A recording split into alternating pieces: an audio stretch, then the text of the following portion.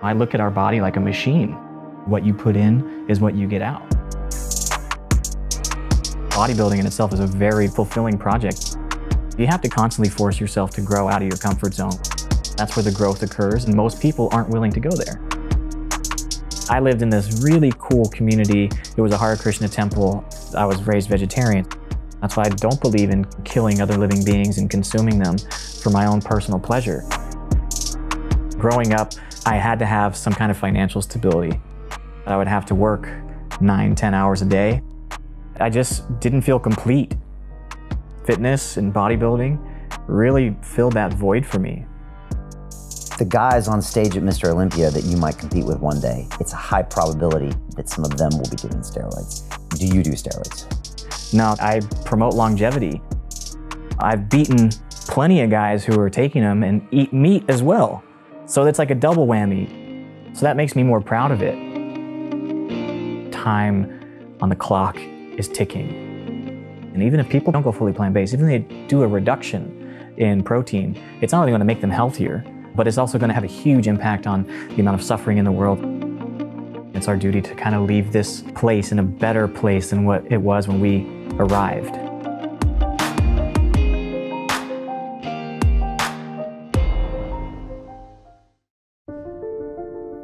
They say that the human race is doomed, that we have lost touch with our true nature, that the media has corrupted us, and that the planet has no future.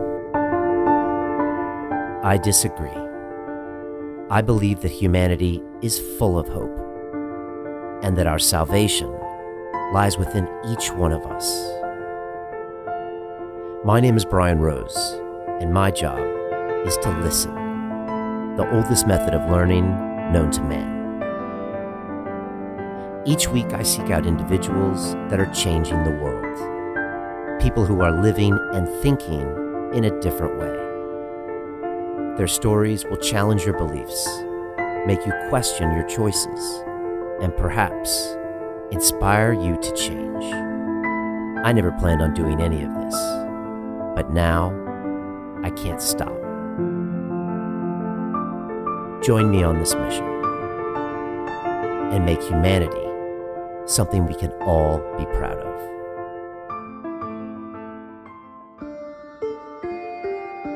NIMAI Delgado is a new kind of athlete. He is a vegan bodybuilder that's been featured in the movie Game Changers, produced by James Cameron.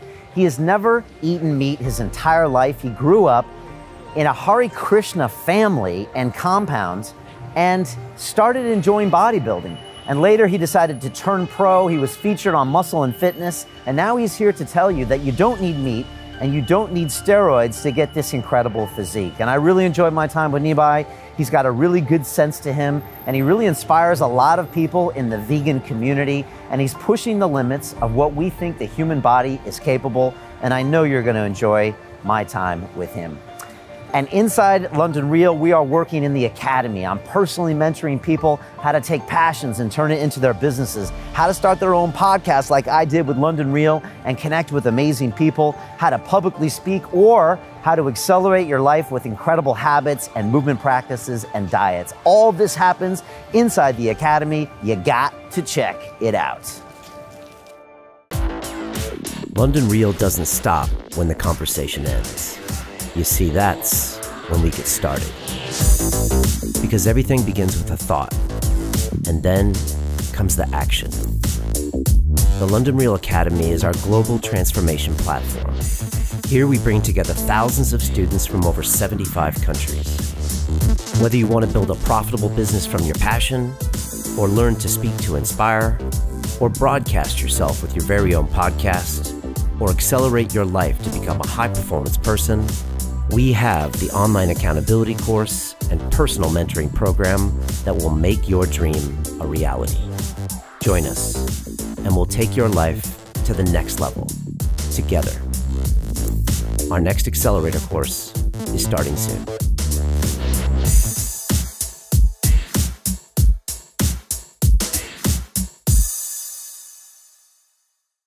This is London Real. I am Brian Rose. My guest today is NIMAI Delgado, the vegan bodybuilder and influencer. You started competing in 2015, winning your first natural bodybuilding contest, and are now the first ever vegan IFBB pro bodybuilder in history. You've been featured on the cover of Muscle and Fitness magazine, and you appear in the new documentary film Game Changers, executive produced by James Cameron, about high-performing vegan athletes. NIMAI, welcome to London Real. Thank you so much for having me, Brian, dude. I'm super excited to be here. Good, me too, you know. How is London treating you, first of all? What's it like when you come in here? It's obviously very different than California or where you grew up. What's the vibe? London's cool. I like London, but like, honestly, the last 2 times I've been here, I feel like I brought California sunshine with me because I came back in May and the whole week it was sunny. It was not like the London I experienced like the previous time. And then this time it's been pretty nice too. I mean, the weather's been good, the sun's been out, and then today has been the only day that's kind of been a little bit chilly. But you know, you never realize how spoiled you are with weather until you leave California.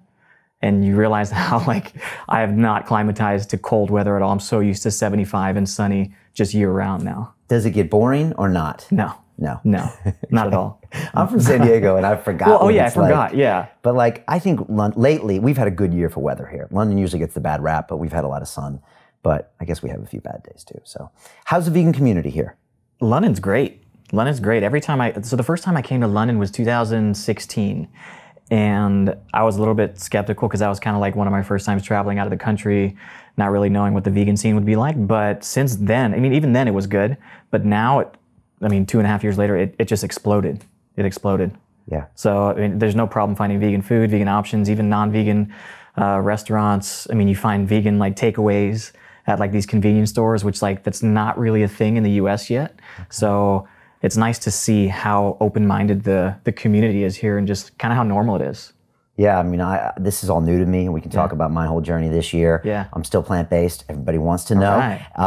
Luckily, my wife's cooking up a storm, and she's like totally down. But look, there's a lot of great options in London. You know, there really are. And we're in the East Village. I mean, sorry, we're in Shoreditch, which is like the East Village, which means there's tons of options. Yeah. You know? So, yeah, I mean, it's kind of the way the world is moving a bit. And it's shifting. It's shifting. Yeah, and I want to get into that too. You know, you've got a great story, and I want to talk about all of it. But before we start, I wanted to take like a bird's eye view and look back and just think like, what's it like being a professional bodybuilder? And why do you think, you know, people are so kind of fascinated? I'm sure you get stopped by people all the time. People want to ask you advice. You know, we've had a history here with people like Dorian Yates on the show where people look up to him and then also want to know more about him. What is this kind of fascination with human physique? You must think about this sometimes like a higher level. What's kind of going on? Yeah, it's an interesting world, first of all. Like I never my entire life, I never planned on being a professional bodybuilder, never once crossed my radar. But then once you become like even a bodybuilder or just kind of look a certain way, people tend to approach you a lot more. They tend to make comments to you a lot more. Like it's really easy to identify a bodybuilder. It's not like as easy to identify like a race car driver or a cyclist, but a bodybuilder, it's like that dude lifts weights, right? So the first thing people always want to know is they make some ridiculous comment like, bro, do you even lift? Like, you know, like, do you go to the gym much? And then the next thing you want to know is what you eat, how much protein you take, do you take steroids? Like they just come out with it, they word vomit. And I'm always like, whoa, nice to meet you. Like, how's it going? You know, like I always take it back to them. But is this like on the beach or in the gym? It's everywhere. It doesn't matter.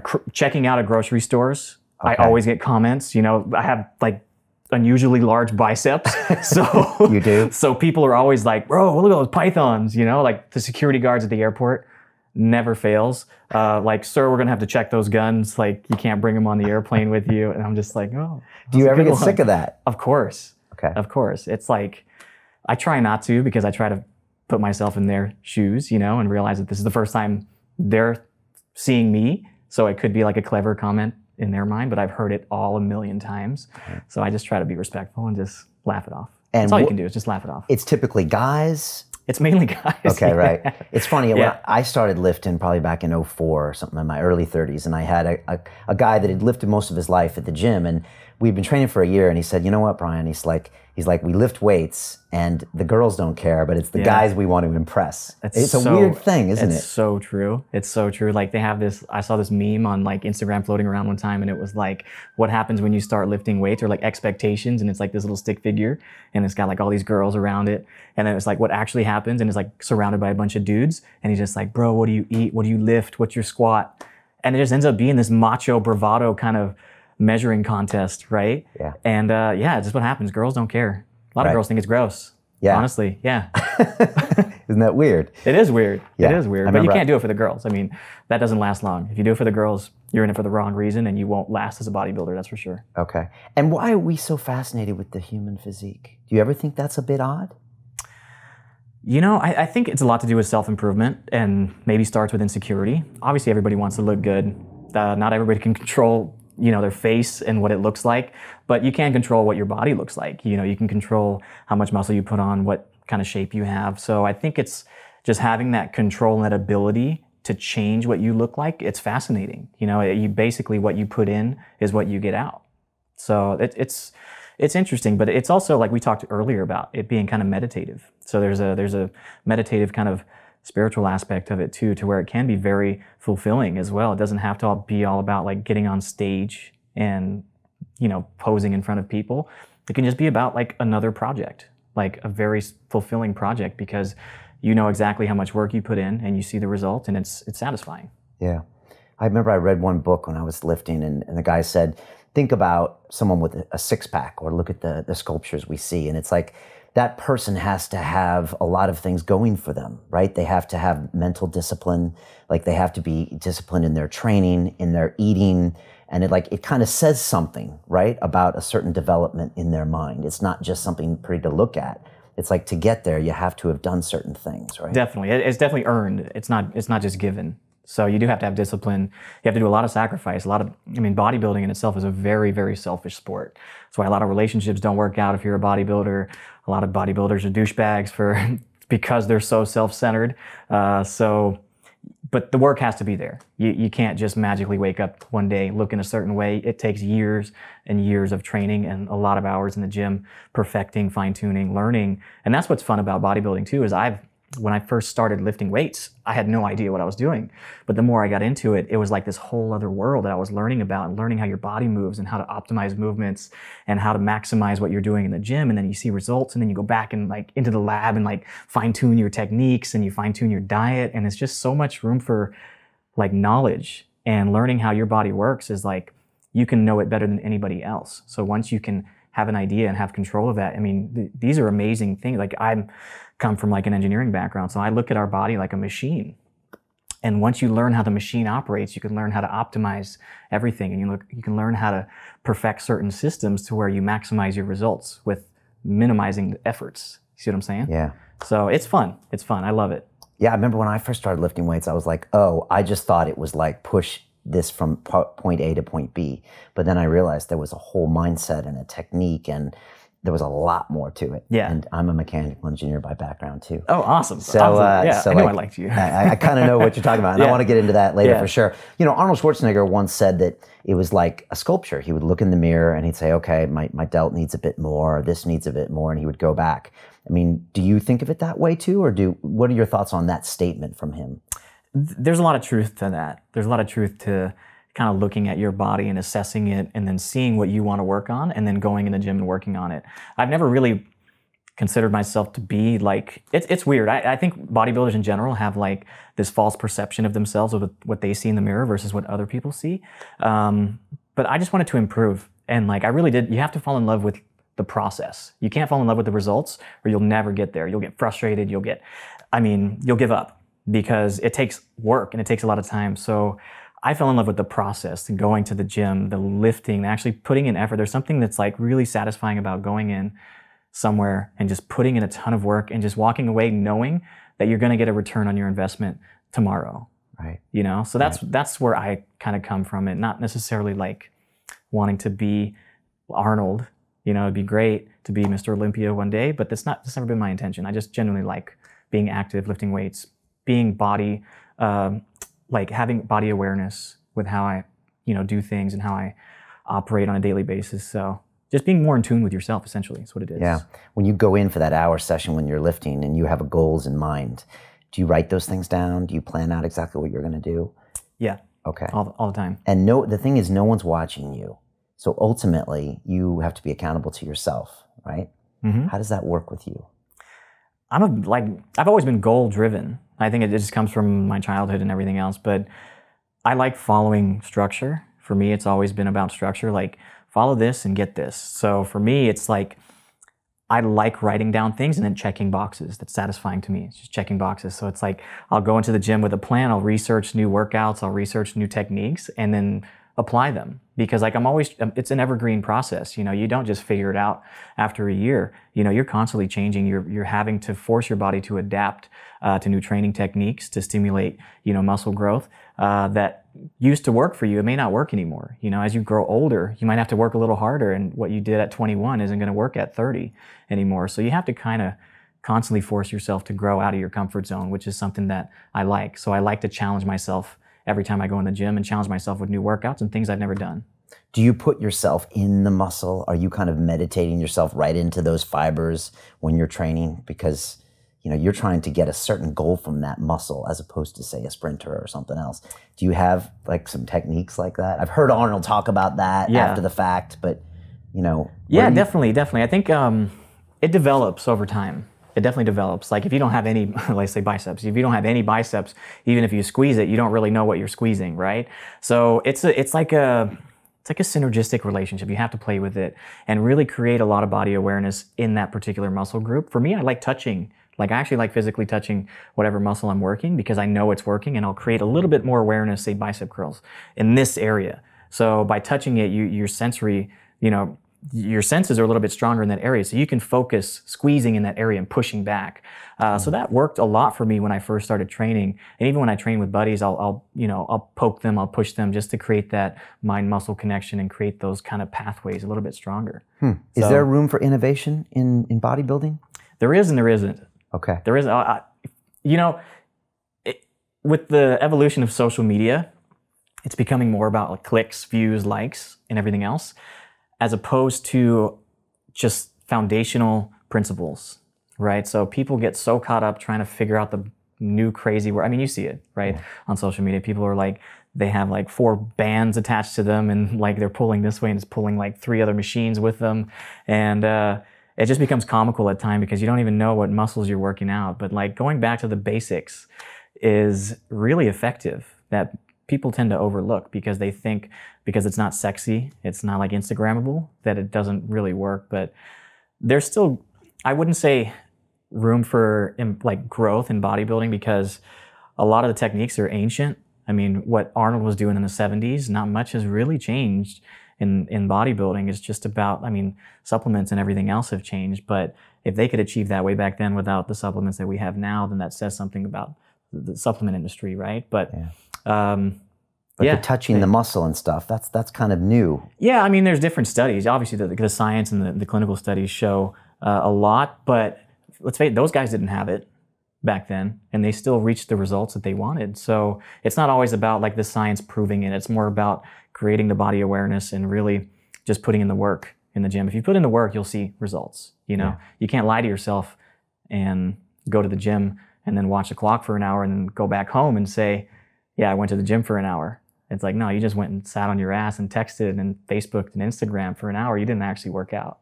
Yeah. I remember when I used to go to the gym, I'd be like, okay, I walk in the gym and I walk out an hour later, and all these other people do. It's like, what do I do when I'm in there? Yeah. That's everything. Yeah, right? Exactly. I mean, luckily, in a weird way, for the last 6 years, I've been studying, you know, what some consider one of the greatest bodybuilders of all time, which is Dorian Yates. And he was actually in the chair about 5 days ago.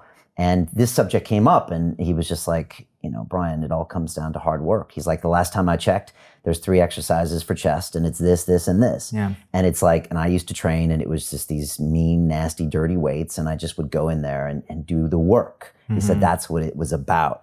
Obviously, these days, maybe even to get on stage, your followers can help you and that kind of thing. But he's just like, look, it all came down to the work and going to a really difficult and painful place over and over and over again. You know, that's what he stressed it was. And it's true. Like, I looked up to Dorian. He was one of the first bodybuilders that I came across that had like the mindset, right? He talked a lot about mindset, and he talks about that and how it's just like, you know, you can go in and do 10 sets of whatever, but it's just, you're spinning your wheels. You know, go in there and get 2 sets, but really push yourself on those 2 sets, and that's all you need. You know, it's the basics, and it's just, there's no way of avoiding those uncomfortable places. You know, that's where the growth occurs, is like outside your comfort zone, and most people aren't willing to go there. The moment they start to feel something burn, or the moment they start to feel like their body fighting back, their body normally wins and their mind gives up. Yeah, the body quits way before, I mean, the mind quits way before the body, right? Yeah. Or David Goggins, most people quit at 40%. Yeah, exactly. We did a documentary with Dorian Yates, and I went down to Marbella and I trained legs with him, right?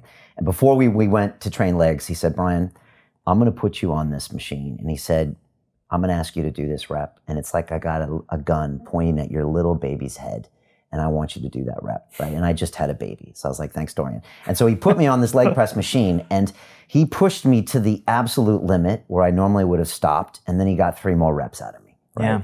And only I think he could have gotten that out of me. And I was like, wow, is this what it's about? And he said, this is what it's about, doing it every single day, not just once. It's about going to that most painful, agonizing place where maybe it even feels like you might get injured, and you do it day after day after day, and having the discipline of the sleep and the diet and all of that other stuff. And that's when I got a little glimpse into what you guys do. And that's what no one else sees. They see the glamour. They see maybe just the gym workout when there's 23 other hours in the day, right? Yeah, exactly. And I'm nowhere near Dorian Yates or even on the same universe as him. But I mean, he's right. You know, you have to look at every single workout as that is the one goal for the day. You know, if you're a bodybuilder and your livelihood depends on it, then like, how hard are you willing to fight for it?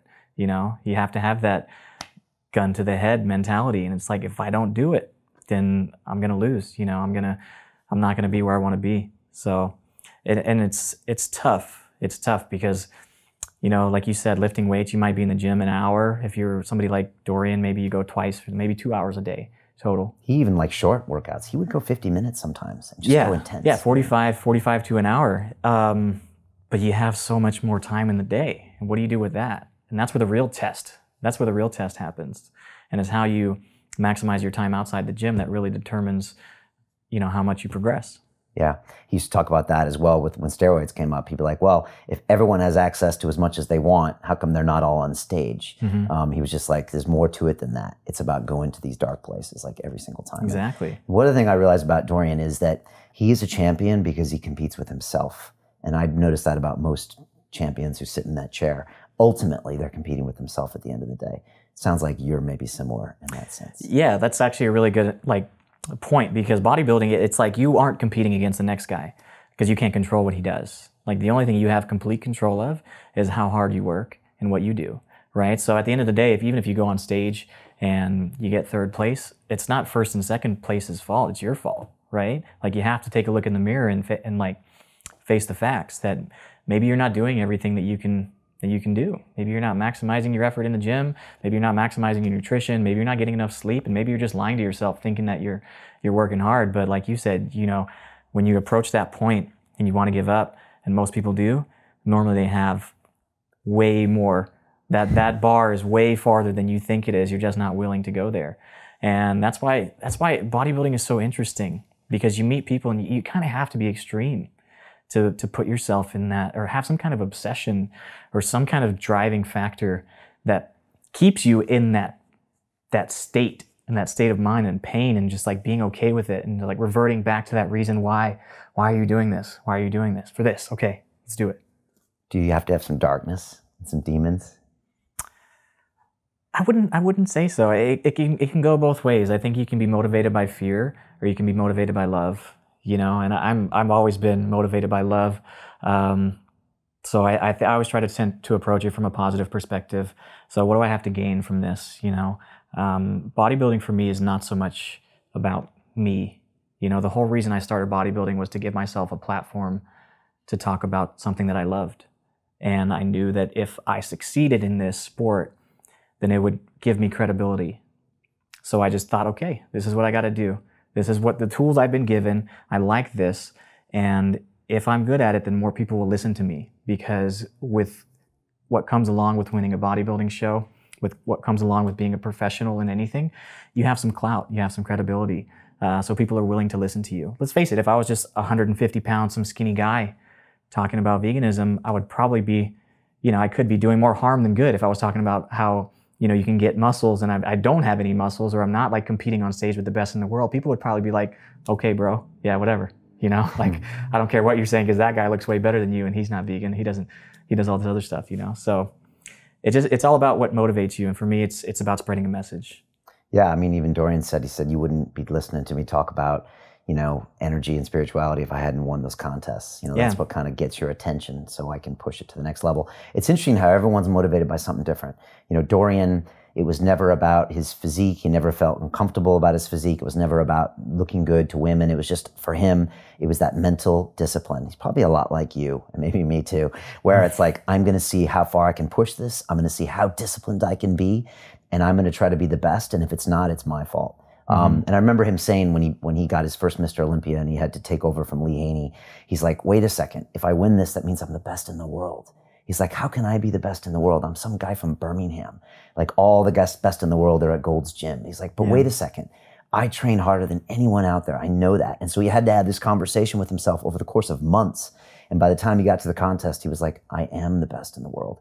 And he went out there and he won it. And it was just this kind of fascinating thing in his head. Flex Wheeler, on the other hand, was just gifted with these crazy genetics, right?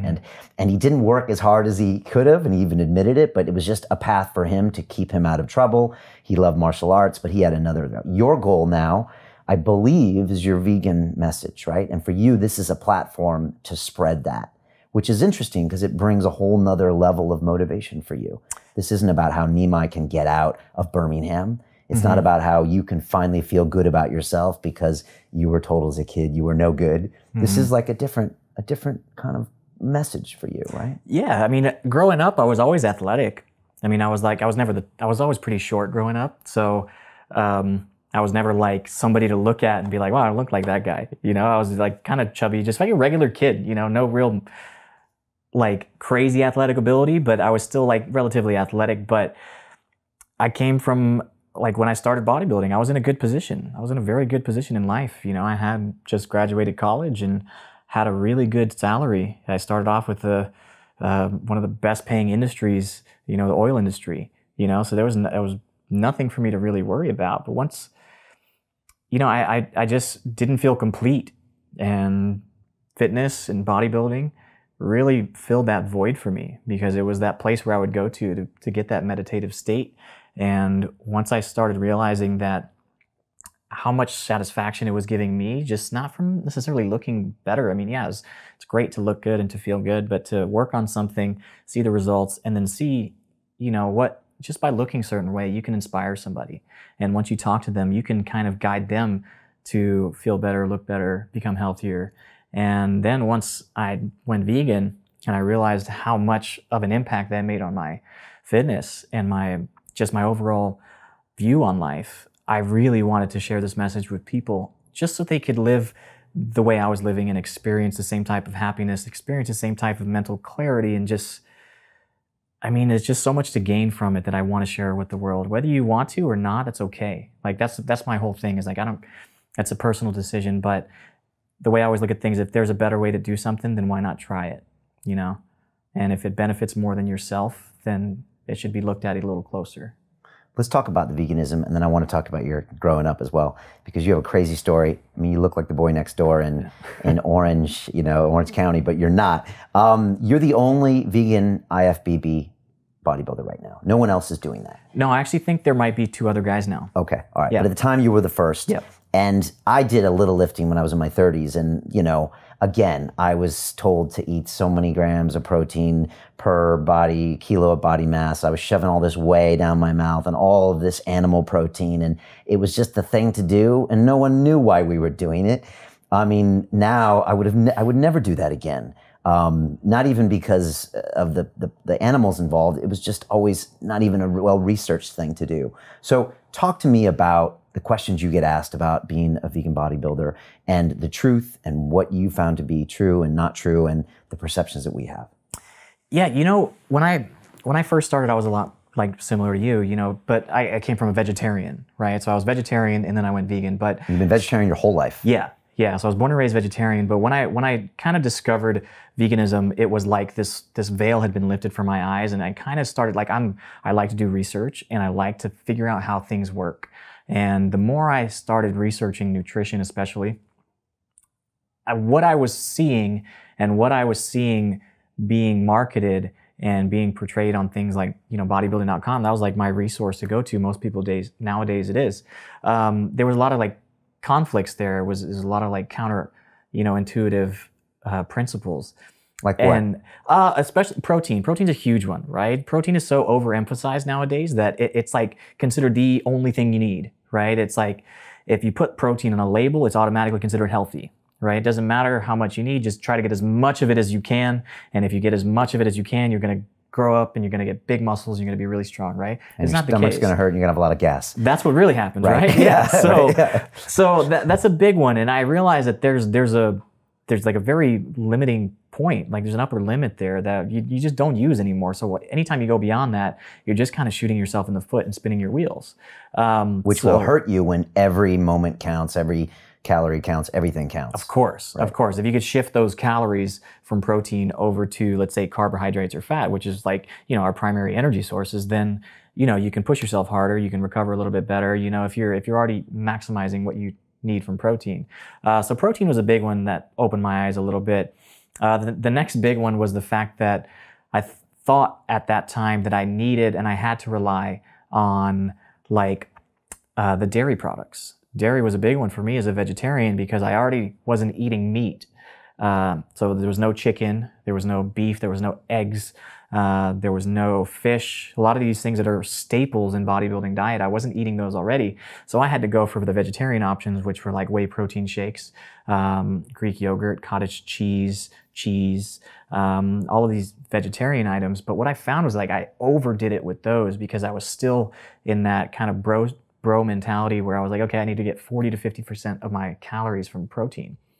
And what that does is a lot. Yeah, that was a lot. Yeah. So I was drinking 2 to 3, you know, shakes a day because I was trying to make up for not eating meat and then getting 40 to 50% of my calories from somewhere. So it would be the protein shakes, it would be the Greek yogurt, and I would just overindulge on those and I would just pay for it, you know, constantly throughout the day. My stomach would be, just have like the bubble guts is what I called it. And you'd just be like really gassy.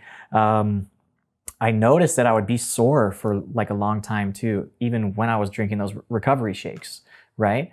Yeah. So when I cut those out and I lowered my protein by significant, almost like half, and I replaced my protein shake with a plant-based alternative, I noticed immediately how much my gut health really started to feel different. And just like overnight, whenever I started training, the next day or the next 2 days, I wouldn't be as sore.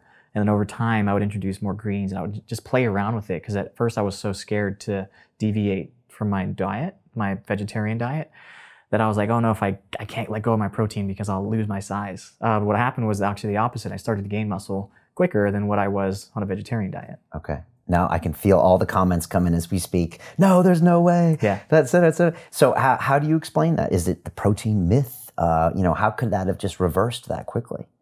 I mean, like I said, I don't think it's like a myth. Like obviously we need protein, but it's overemphasized how much we need.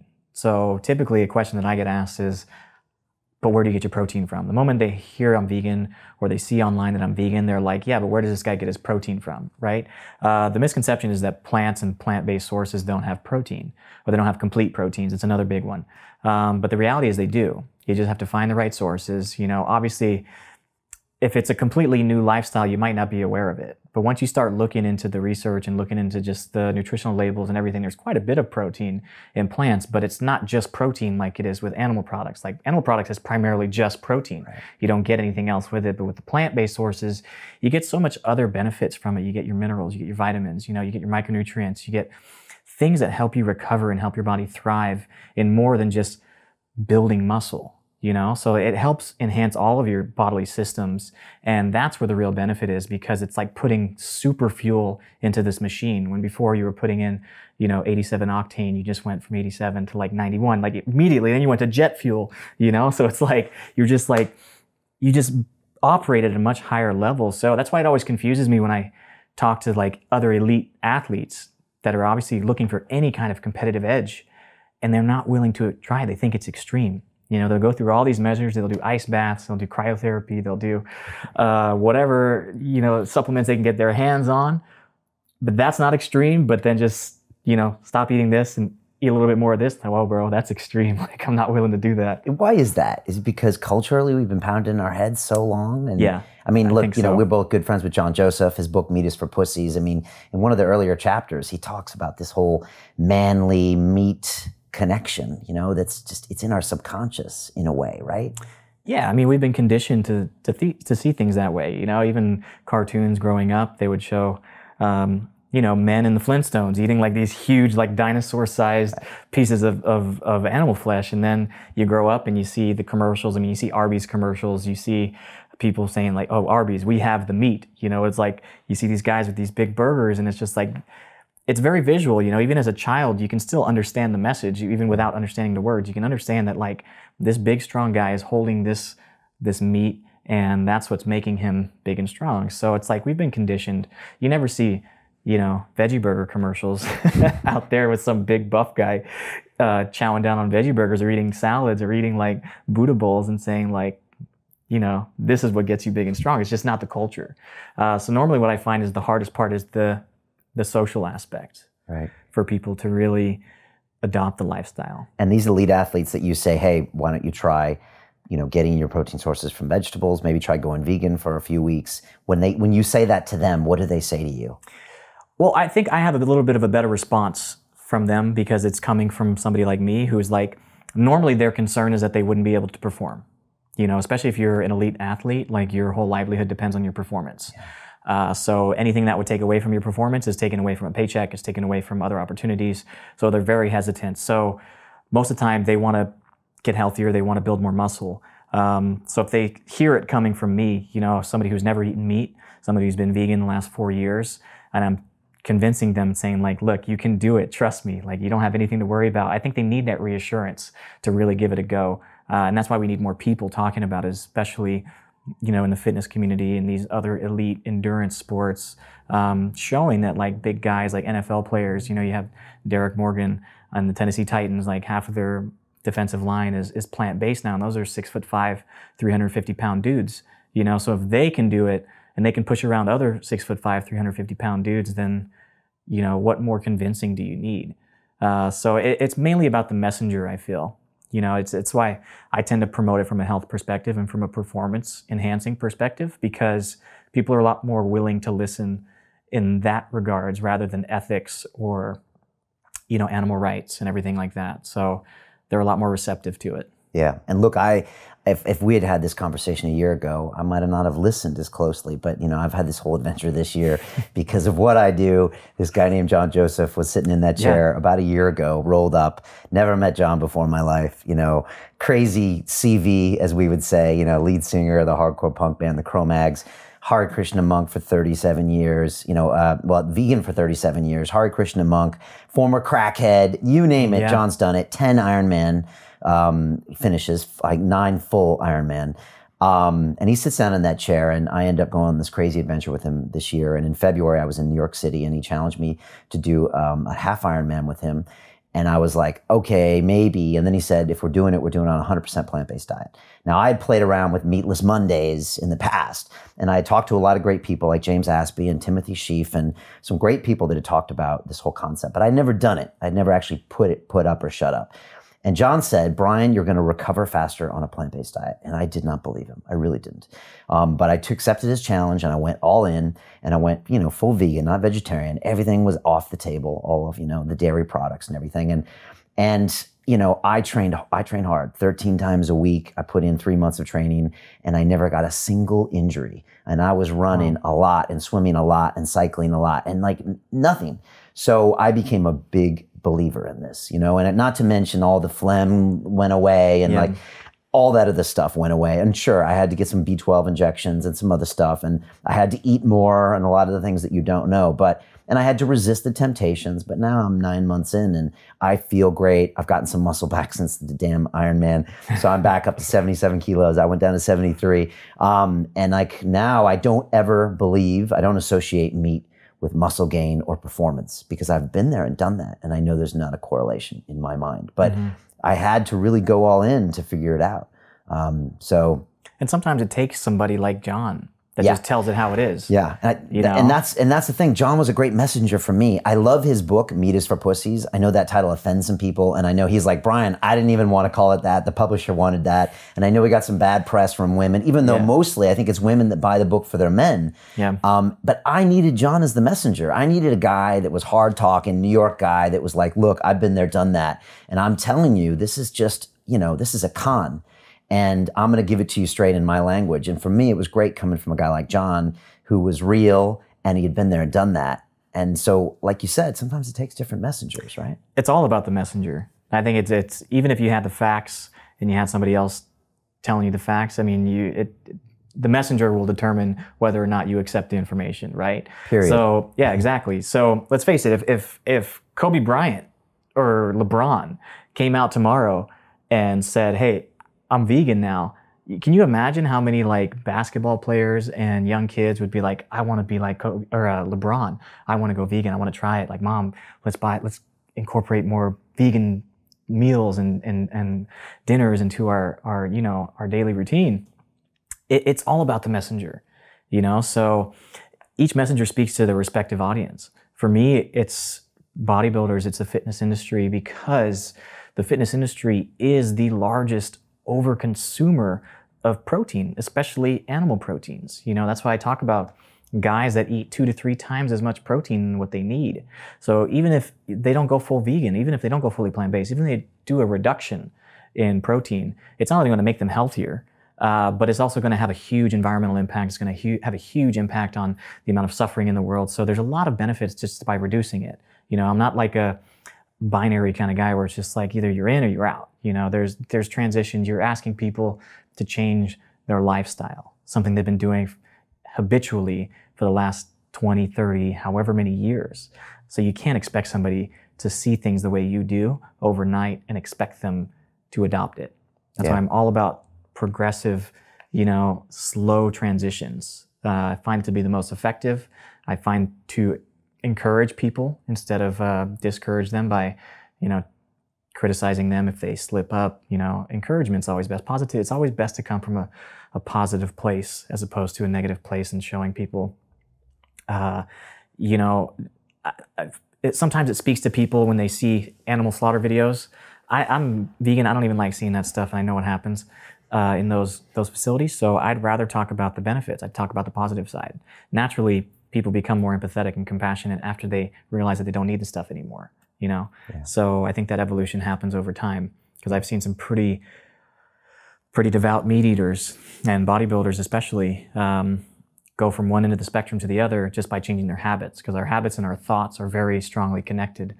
So once you change your daily habits, you'll get a different mindset, a different perspective on what you're putting in your body. And you feel responsible for this message. I mean, that's a lot of weight to put on your shoulders. But that's kind of why you do what you do. That can get you out of the bed in the morning sometimes and get you to be your best, because you're now representing a movement. That's pretty heavy. Yeah, it's pretty heavy. Sometimes I don't like to think about it, but sometimes I use it to my advantage too, because it is that motivating factor for me whenever I don't want to do something, whenever I don't want to push myself in the gym or follow a particular diet or just do anything in general. But when I fall back on that, knowing that it's not about me, just by me succeeding, it's like I got the team with me. If I succeed, everybody succeeds. And that's why it's been like my ultimate goal to make it to the Olympia stage and be the first, male vegan to step on stage, and just it'd be like the first guy landing on the moon. Everybody said it couldn't be done until somebody puts their foot on, on the surface, and then somebody has somebody to point to and be like, that guy did it, so I can do it too. And so that is the goal right now. That's my goal, yeah. When's that happening? Hopefully next year. Okay. Hopefully next year. Yeah, I had some setbacks this year. didn't allow me to compete as much as I would have liked to. I launched a business and quit my job. So all these other things, like kind of a lot to take on all at once. So competing kind of took a little bit of a, you know, on the backside, but I still very much working out. But next year I plan on taking it full force and doing whatever I need to do to make it to the Olympia stage. But honestly, after I make it, I know I'm going to make it. I'm going to manifest it right now. But after I make it, I really have nothing else to prove. You know, I don't necessarily want to be Mr. Olympia. It'd be awesome to be Mr. Olympia, but it's never been about being Mr. Olympia for me. It's just about using my voice on a platform where I can reach a larger audience and just help shut out this myth that vegans look a certain way or vegans can't do something or you need, you know, these animal products to build muscle to be an elite athlete.